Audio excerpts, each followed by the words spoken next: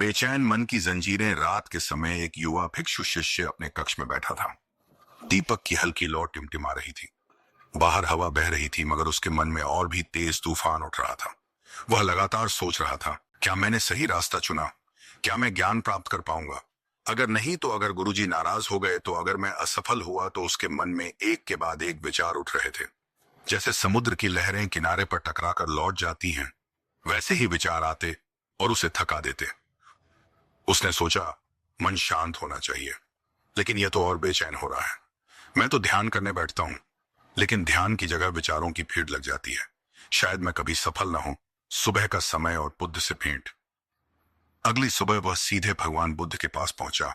उसकी आंखों में नींद की कमी और माथे पर चिंता की रेखाएं साफ झलक रही थीं। उसने झुककर कहा, भगवान, मेरा मन लगातार विचारों से भरा रहता है। मैं ध्यान करने बैठता हूं तो और भी ज्यादा सोचने लगता हूं। मैं हर बात को बार बार सोचता हूं, क्या होगा, क्यों होगा, कब होगा। ये ओवर थिंकिंग मुझे खा रही है। क्या मैं कभी शांति पा सकूंगा? बुद्ध मुस्कुराए। उनकी आंखों में गहरी करुणा और शांति थी। उन्होंने कहा, प्रिय भिक्षु, तुम अकेले नहीं हो। हर इंसान का मन यही करता है। मन की प्रकृति ही है भटकना और विचारों में उलझना, लेकिन इस मन को नियंत्रित किया जा सकता है। बाणों की कहानी। बुद्ध ने उदाहरण दिया।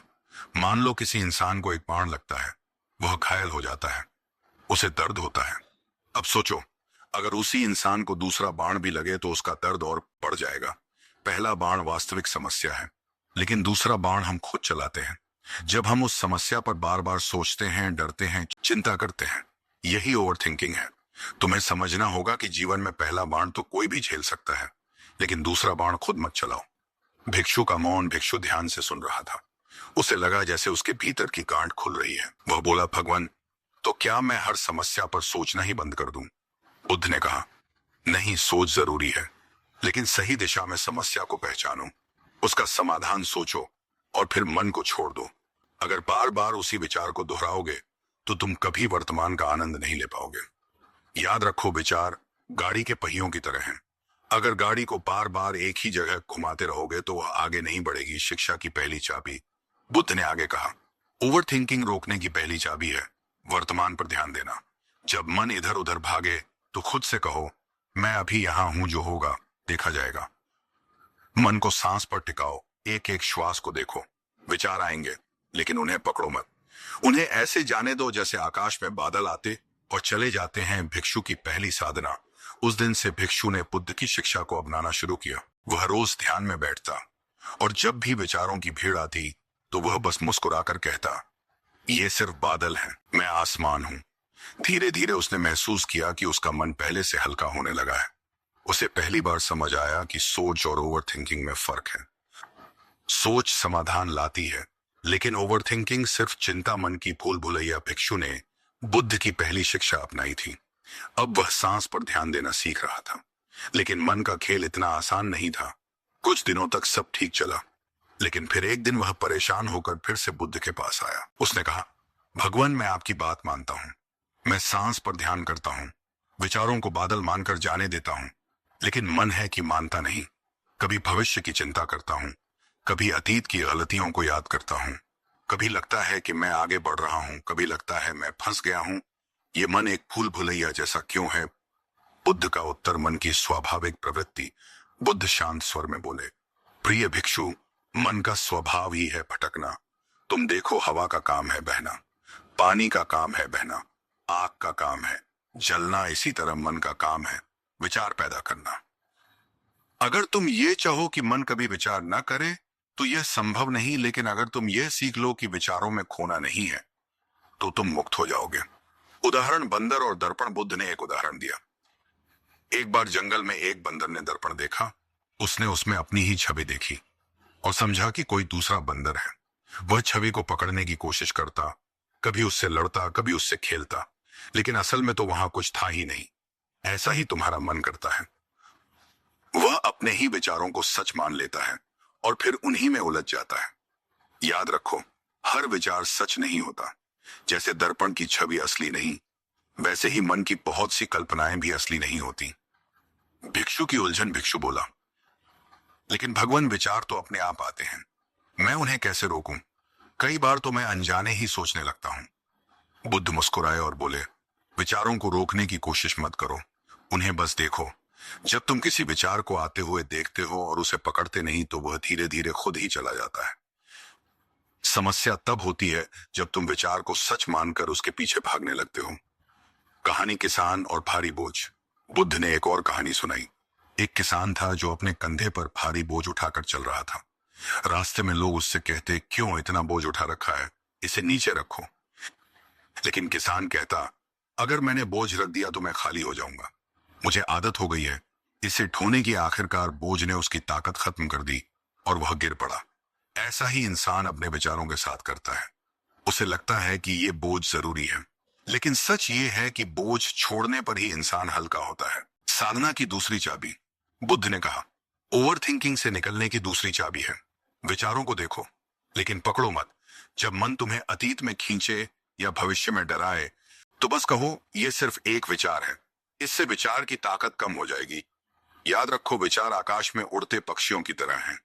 तुम उन्हें रोक नहीं सकते, लेकिन यह जरूर तय कर सकते हो कि कौन सा पक्षी तुम्हारे सिर पर घोंसला बनाए। भिक्षु की साधना जारी। भिक्षु ने यह शिक्षा भी अपनाई। अब वह जब ध्यान में बैठता और विचार आते तो वह खुद से कहता, यह सिर्फ विचार है, यह सच नहीं है।